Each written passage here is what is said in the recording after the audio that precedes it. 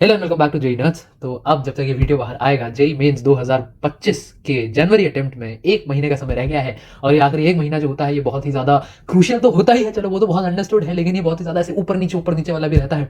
एक मोमेंट तो बहुत अच्छा लग रहा होता है, तो मैं लग रहा होता है मैं फोड़ दूँ, अगले मोमेंट बहुत तगड़ा डिमोटिवेशन आता है, बहुत ऐसा लगने लगता है कि दुनिया खत्म हो गई, क्या होगा, कैसे होगा, किधर होगा। तो ये आखिरी 30 दिन बहुत डिफिकल्ट होते हैं नेविगेट करने को। मैं उस समय से गुजरा हूँ तो मैं जानता हूँ ये एक्सपीरियंस। इसलिए आज की वीडियो में मैं कुछ ऐसी बातें, कुछ ऐसी टिप्स लेकर आया हूँ तुम लोगों के लिए, जो अगर तुम फॉलो कर ले जाते हो तो काफ़ी हद तक तुम्हें बहुत आसानी होगी और तुम्हें हेल्प होगी। ऑल्सो अगर मुझे बताना है ज़रा कमेंट करके इस वीडियो के नीचे, वुड यू गाइस वांट कि हम हर चैप्टर के जो सबसे हाईएस्ट वेटेज टॉपिक्स हैं उनको आइडेंटिफाई करके एक लिस्ट डाउन करके सेपरेट वीडियोस उसके लिए भी बना दें, कि अगर सिर्फ ये करके चले जाओ उस पर्टिकुलर सब्जेक्ट में, अगर तुम्हें कुछ नहीं आ रहा है तो सिर्फ ये करके, क्योंकि जेई मेंस में ऐसा होता है कुछ टॉपिक्स इतने ज्यादा हाई वेटेज है कि सिर्फ तुम वही वही करके चले जाओ तो तुम्हारे 70% 65% नंबर ऐसे ही आ जाते हैं। तो वो अगर तुम लोगों को चाहिए होगा तो वो भी कमेंट करना, ठीक है।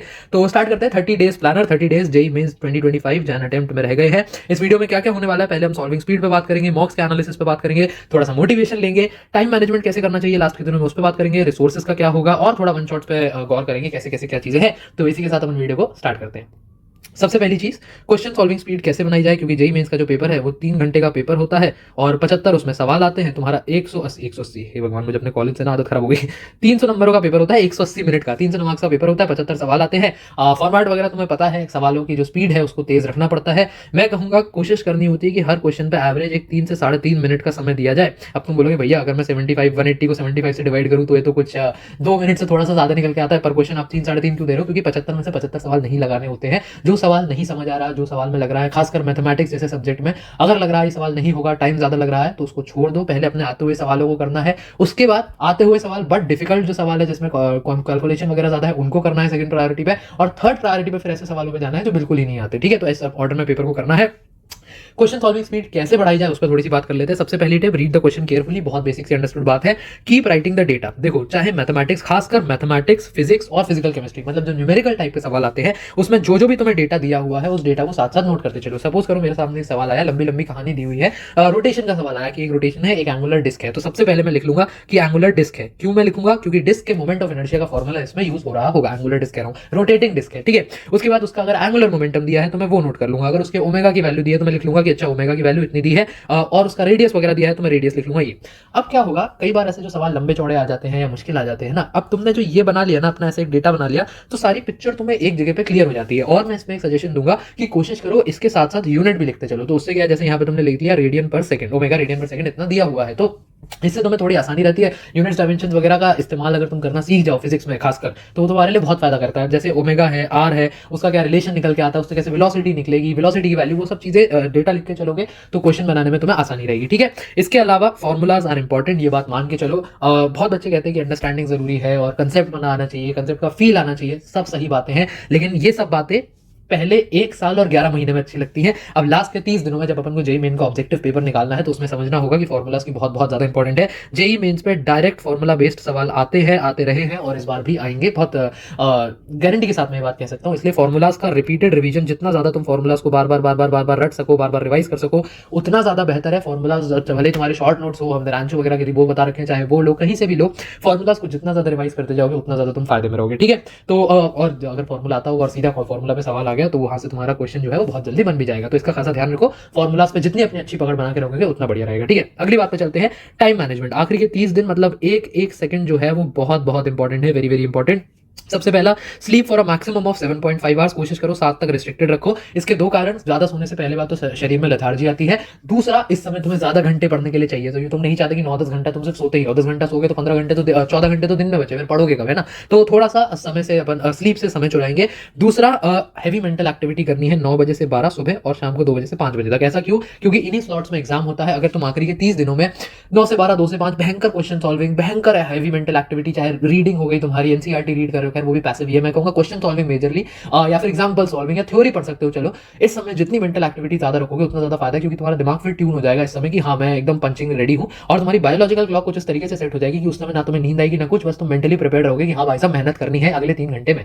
तो उसकी एक आदत बना लो। इसके अलावा तुम्हारा डेली शेड्यूल कैसा दिखना चाहिए, इस समय मैंने उसका एक छोटा सा ब्रेकअप दे दिया है। 60% टाइम तुम्हारा जाना चाहिए, टाइम का ब्रेकअप है, ठीक है। तो 60% टाइम जो है वो तुम्हारा जाना चाहिए क्वेश्चन सॉल्विंग में। क्वेश्चन बनाओ जितना ज्यादा बना सकते हो, इस समय क्वेश्चन ही तुम्हारा मुख्य आधार है, और उस पर भी मैं कहूंगा पीवाईक्यूज, खैर आगे मैं रिसोर्सेज में बात करूंगा।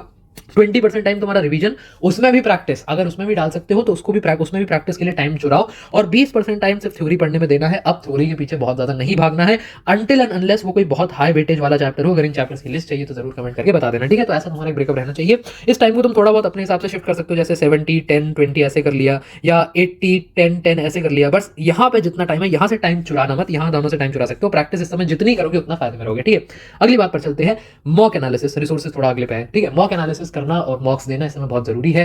मैं बार बार बच्चों को कहता हूं, मॉक्स के नंबरों के बेसिस पे तुमको अपना कॉलेज नहीं मिलता है, तुम्हें अपना कॉलेज जेई के आखिरी दिन के नंबरों पे मिलेगा। इसलिए मॉक्स के मार्क्स को अपने दिल से मत लगाना, उनका कोई सिग्निफिकेंस नहीं है सिवाय इसके कि तुम्हें अपनी परफॉर्मेंस के एनालिसिस दे सके, ताकि तुम अपने आप को बेहतर कर सको, ठीक है। अभी भी एक मेंटरशिप का बच्चा मेरे से बात कर रहा था कि मॉक्स में बहुत कम नंबर आ रहे हैं, ये हो रहा है वो हो रहा है, परेशान हूं।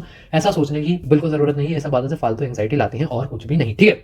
मॉक का एनालिसिस करना बहुत एक्सट्रीमली क्रूशियल है। एनालिसिस करने के बाद तुम्हें कैसे करना है, सबसे पहले तुमने अपना देखा क्या पेपर दिया है, किसी उस पर दे रहे हो प्रॉक्टर मोड पे या किसी सीबीटी मोड में पेपर दे रहे हो, तो तुम्हें शीट मिल जाती है, रिपोर्ट मिल जाती है। तो पहले तो चेक करो इनकरेक्टेड क्वेश्चन और अनइंटेंडेड क्वेश्चन का रीजन क्यों नहीं हुआ। तुमने सिली मिस्टेक कर दी इसलिए गलत हुआ, तुमने उस चैप्टर की थ्योरी नहीं पढ़ी थी इसलिए गलत हो गया, थ्योरी नहीं पढ़ी थी इसलिए छोड़ कर आ गया इसलिए नहीं सॉल्व हुआ, पेपर में स्ट्राइक नहीं किया इसलिए अनअटेम्प्टेड छोड़ दिया, या पेपर में मुश्किल लग रहा था घर आके करा तो आसान लग रहा था इसलिए अनअटेम्प्टेड छोड़ दिया। सारे रीजंस को आइडेंटिफाई करो।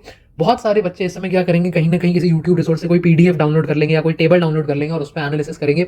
मैं इसके बिल्कुल स्ट्रांगली अगेंस्ट सजेस्ट करूंगा। मेरे हिसाब से एक कॉपी पकड़ो, नई छोटी कॉपी ले लो, नहीं तो अपना कोई बड़ा रजिस्टर के लास्ट के पेजेस उठा लो, पूरा पेज लो और खुद लिखो कि इस कारण से ये सवाल गलत हुआ, फिर इस कारण से ये, इस कारण से ये, इस कारण से ये। नॉवल लिखने को नहीं कह रहा हूँ, टाइम वेस्ट करने को नहीं कह रहा हूँ, एक एक लाइन में जरूर लिखा होना चाहिए। जब तुम अपनी गलतियों को पेन डाउन कर दोगे ना कि हाँ हाँ ये है, तो तुम्हें पहली बात तो याद रहेगी, नहीं भुलाएगी, क्योंकि अपनी गलती को तुमने पर्सनल बना लिया। और दूसरा, जब याद रहेगी तो अगली बार उसको नहीं दोहराओगे, पेपर में इंप्लीमेंट करोगे। जिसके लिए मैंने आखिरी पॉइंट भी लिखा है कि अगला पेपर देने से पहले before every test read the previous analysis. जो भी एनालिसिस पिछली बार तक का है इसी कॉपी में जो तुमने लिखा है, एक बार इसको गो थ्रू जरूर कर लेना है अगला मॉक देने से पहले पहले, ठीक है।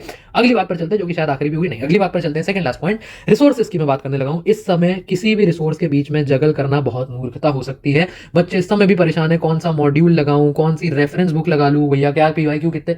इस समय मॉड्यूल्स रेफरेंस बुक से पीछे भागने वाले बच्चे मुझे अथाह बेवकूफ लगते हैं। मैं एक बहुत बड़ी कोचिंग में पढ़ता था, वहां पे जो टॉप रैंकर्स होते थे, टॉप रैंकर्स, मैं टॉप रैंकर एकदम टॉप 100 टॉप 500 का नहीं हूं, लेकिन मैं उनकी भी बात बता रहा हूँ। लास्ट के दिनों में सबको टीचर्स यही बोलते थे कि तुम पीवाईक्यूज लगाओ, चाहे जेई मेंस के जितने सालों के खींच सकते हो खींचो, कुछ इस समय इधर उधर घूमने की जरूरत नहीं है, ज्यादा दिमाग लगाने की जरूरत नहीं है। जितने पीवाईक्यूज लगा सकते हो, 4 ईयर्स तो मिनिमम है, इसको जितना खींच सकते हो और खींचते चले जाओ। कोशिश करो दिन के पर सब्जेक्ट तुम 50 क्वेश्चन ईच लगा रहे हो, अगर इतना कर दोगे तो मजा ही आ जाएगा। और वन शॉट, अगर रिसोर्स में अगर किसी मैंने पीछे कहा कि थ्योरी 20% टाइम में कवर करनी है, तो वो वन शॉट से होंगे, और वो भी कोशिश करोगी कि लेस देन 6 घंटे के वन शॉट, क्योंकि इससे ज्यादा टाइम तुम्हारे पास एट दिस पॉइंट नहीं है।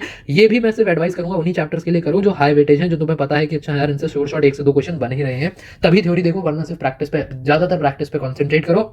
इसके अलावा एक चीज जो है पीवाईक्यूज के अलावा वो तुम लगा सकते हो, वो है तुम्हारे प्रीवियसली मार्क्ड क्वेश्चंस। ये तुम्हारे मॉड्यूल्स और रेफरेंस बुक्स में हो सकते हैं। जब तुम्हारे पहली बार वहां की कोई मॉड्यूल वगैरह लगाई थी और वो सॉल्व नहीं हुआ था, तो क्वेश्चन पे गोला मारा होगा ना, ऐसे क्वेश्चन में नहीं हुआ, अब जाके वो क्वेश्चन एक बार रिविजिट कर लो कि अच्छा क्या इस तरीके के क्वेश्चन अब मैं बना पा रहा हूँ, इतनी मेरी कैपेबिलिटी है या नहीं। इसके अलावा पीवाईक्यूज के बाहर इस समय देखने को मैं एडवाइस नहीं करूंगा, ठीक है।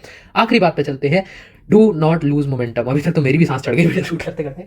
थोड़ा सा बात को समझो, तुमने 2 साल जेई की प्रेप करी, 1 साल करी, 3 करी, 4 करी, जितना भी साल तुमने जेई की प्रेप करी, अगर इस आखिरी के 1 महीने में तुमने अपना मोमेंटम खो दिया, अगर तुम इस आखिरी के 1 महीने में हार मान गए, तो ये सारे सालों की प्रेपरेशन कोई नहीं देखेगा। कोई नहीं देखेगा तुमने 2 साल क्या किया, कोई नहीं देखेगा तुमने 2 साल निरंतर डीपीपीज लगाई, क्लास अटेंड करी, जो भी करा, अगर तुमने इस आखिरी 1 महीने में गिव अप कर दिया।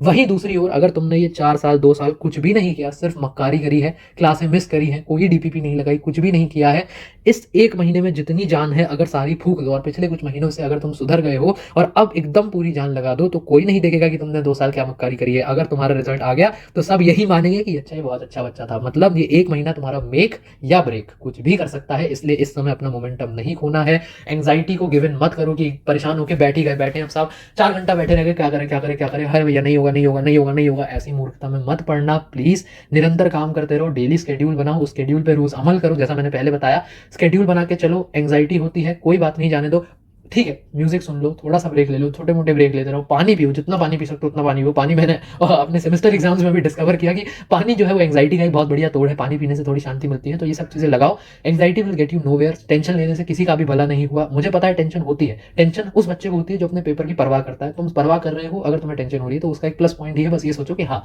मैं कर सकता हूँ, मैं करके दिखाऊंगा। बाकी पढ़ाई करते रहो, all the very best, good bye.